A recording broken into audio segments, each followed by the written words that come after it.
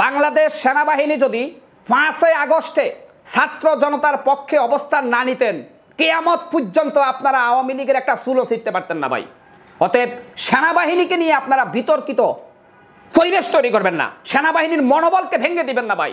এই দেশ যখন অন্ধকারে চলে যায়, এই দেশ যখন পথ হারা হয়ে যায়, এই দেশকে পথ দেখায় বাংলাদেশের সেনাবাহিনী।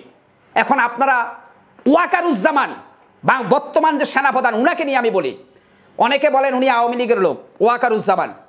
আরে ভাই, একটা গভর্নমেন্ট ক্ষমতায় থাকলে তো তার লোকই থাকবে, কিন্তু সেনাবাহিনী সেম অফ কমান্ডের বাইরে যায় না। এটা হচ্ছে মূর্খ যারা লোক আছে, ওরা সেনাবাহিনীকে নিয়ে তুচ্ছ তাচ্ছিল্য করতেছে। আমি ধৈর্য নিলাম আপনাদের কথার যুক্তির খাতিলে যে ওয়াকারুজ্জামান আওয়ামী লীগের এজেন্ট বা আওয়ামী লীগের লোক, কিন্তু ওয়াকারুজ্জামান কোরআন শপথ করে সেনাবাহিনীর ওই পদে বসেছে। উনি শেখ হাসিনাকে মায়া করার জন্য বসে নাই। এখন আপনারা ওয়াকারুজ্জামানকে নিয়ে যেভাবে তালবানা শুরু করছেন, আপনারা নিজেরাই তো 111 সৃষ্টি করতে চাচ্ছেন সেনাবাহিনীকে বিতর্কিত করে। সেনাবাহিনী আজকে প্রায় 10 মাস ধরে তারা মনে করেন দেশ সেবায় নিয়োজিত। এদের কাজ কি এটা? সেনাবাহিনী এখন ব্যারাকে ফিরে যাওয়ার সময় হয়েছে। আর কত সেনাবাহিনী যদি এভাবে দীর্ঘদিন এই যে আপনার রাস্তাঘাটে থাকে, তাহলে দেশের নিরাপত্তা, স্বাধীনতা, সার্বভৌমত্বের জন্য একটা হুমকি তৈরি হতে পারে। তো সেনাবাহিনীকে নিয়ে কেন এত চুলকানি হচ্ছে? ওয়াকারুজ্জামানকে নিয়ে, ওয়াকারুজ্জামান দেশ বিরোধী, ওয়াকারুজ্জামান শেখ হাসিনার লোক, ওয়াকারুজ্জামান ভারতের দালাল, ওয়াকারুজ্জামান শেখ হাসিনার সাথে উনার স্ত্রীর ফোনে কথা বলে। আপনি কি ছিলেন ওইখানে?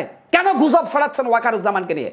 ওয়াকারুজ্জামান ফেরেশতা আমি বলবো না, কিন্তু উনার উপরে যত একটা অর্পিত দায়িত্ব আছে ওয়াকারুজ্জামানের উপরে, এই দেশকে একটা কক্ষপথে নিয়ে যাওয়ার জন্য।